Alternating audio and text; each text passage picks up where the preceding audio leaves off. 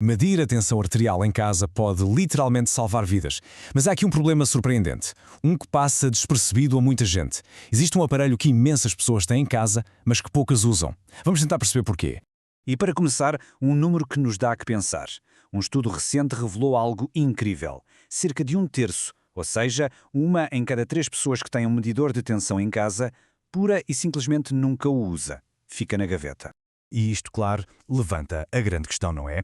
Se sabemos que medir a tensão arterial em casa é, do ponto de vista clínico, a melhor forma de prever o risco de um ataque cardíaco ou de um AVC, então por que é que é algo tão ignorado? É um paradoxo, uma contradição que temos mesmo de desvendar. Porque esta falta de utilização não é apenas um número numa estatística. De todo. É um problema de saúde pública. Um problema bem real que começa dentro da nossa própria casa. Pois bem, o termo técnico para isto é AMPA, que quer dizer automedição da pressão arterial. Mas em bom português é só isto, medir a tensão em casa. E aqui a ciência não tem dúvidas, olha, é mesmo a maneira mais fiável de avaliar o nosso verdadeiro risco cardiovascular. Ok, então para se perceber bem a importância disto, vamos fazer uma comparação direta entre os dois cenários. O que acontece no consultório do médico versus o que acontece em casa. E a diferença? Bem, a diferença é da noite para o dia. No consultório é muito comum as leituras serem mais altas, menos certas. Já em casa, pelo contrário, as medições tendem a ser muito mais consistentes, são baseadas em muitos mais registros.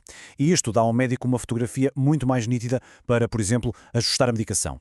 Mas porquê esta diferença toda? É simples. O médico não quer saber de um valor qualquer, de um pico momentâneo. O que interessa são os valores mais baixos, os mais estáveis, aqueles que aparecem quando estamos realmente relaxados. A analogia é perfeita. É como um diabético a medir a glicose em jejum. O que se quer é o valor de base, o ponto de partida, porque é esse que dá a informação mais importante.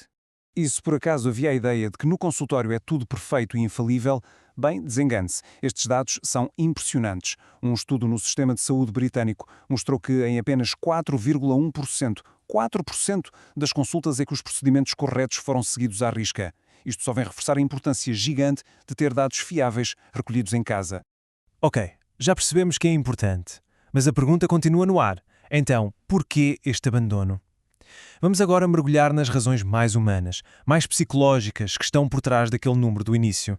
A primeira grande barreira, e talvez a maior, é aquela vozinha que diz: eu sinto-me bem, não preciso medir nada. O problema é que a hipertensão é conhecida por ser uma assassina silenciosa. Não dá sintomas. E essa ausência de sinais cria uma perigosa sensação de segurança, precisamente enquanto o risco está a aumentar. Depois, há outra ideia errada e muito perigosa. Aquela de que eu sei perfeitamente quando a minha tensão está alta. Eu sinto. Esta confiança a mais é um obstáculo gigante, uma monitorização que tem de ser regular e disciplinada. E claro, depois entram os desafios do dia-a-dia, os práticos e até os emocionais. Para muita gente, ter de parar a vida 2 vezes por dia para fazer aquilo é uma chatice. O aparelho em si parece uma tralha, fica ali a estorvar. Existe até um medo genuíno, a fobia dos picos, que leva as pessoas a evitar a medição por completo. Pronto, já vimos o problema de todos os ângulos. Então e a solução? Como é que se dá a volta a isto? Bem, para os dados valerem alguma coisa, é fundamental medir da forma certa. A fiabilidade dos números depende totalmente do processo. E olhe que o processo até é simples, mas exige disciplina. É preciso um sítio calmo, descansar 5 minutinhos antes, não ter bebido café, fumado ou feito exercício meia hora antes e, acima de tudo, seguir as regras à risca. Cada um destes passinhos é absolutamente essencial. Mas no fim de contas, sabe, a chave de tudo isto está numa palavra: educação.